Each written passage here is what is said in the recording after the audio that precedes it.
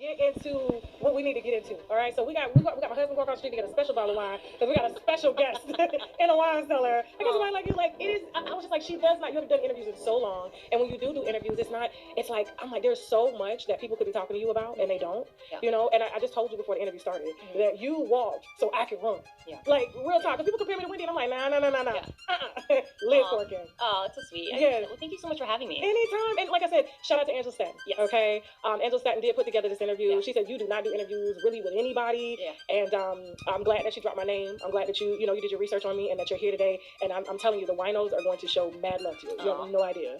I Okay. appreciate that. Well, I'm happy to be here. So we're gonna get some wine for her. We're gonna do it nice. Now listen, not like you have been doing what I do legally, because I'm not even certified like to do. I'm a news personality, Right. Comedian, all that stuff. But you are an actual journalist. Right. You've been in Hollywood's ass for more than 20 years. Yeah. When I tell you there's no stone that hasn't been uncovered by you. Right. And I've learned so much about you just in the last few minutes of talking to you because there's a lot of stuff on the internet that I cannot find. Like I'm talking to you about my legal battles that I go through with Hollywood, with Hollywood's elite, and you have surprisingly gone through the same thing. You said they have tried to destroy your life when you were working for columns like US Weekly, Star Magazine, Us Weekly. I always say US Weekly. Most people do.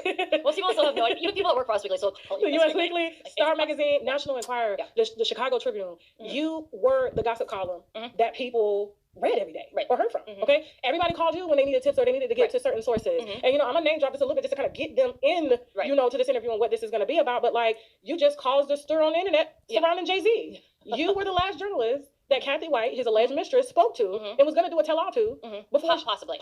She okay. hadn't fully committed yet, but she was considering it.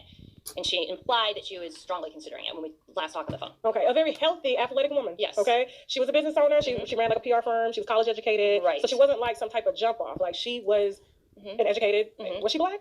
Blasian? I'm not sure if she was a mix or I'm not sure. Okay, she's beautiful. She's very beautiful. But she was the alleged mistress, and I have to say alleged because I wasn't there. To Jay-Z, and then I covered the story recently here because I got into it with one of her, I guess, alleged best friends, Claudia Jordan, who has since denied knowing Kathy White, but.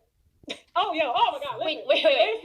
Claudia came for my neck. Claudia Jordan. Today, now she's denying that she ever knew said her? she's only met her a handful of times, but they were not best friends. They happened to be in the same place, but they weren't close at all.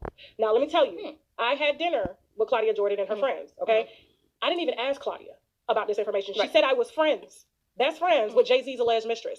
She just said it. I'm like, I had I'm meeting her for the first time. Yes, we've had conversations back and forth through the DM and on the phone, but coming to a dinner with somebody and you just tell somebody like a Tasha K that information, what the f you doing? You know what I'm saying? And so I didn't come out and just spill it, but it was when when the Diddy allegations resurfaced, now they're in stone. They're in stone. The feds are definitely looking into bringing a case against Diddy, all that you spoke of, Now you said, hey, listen, it's not just Diddy, it's Jay-Z.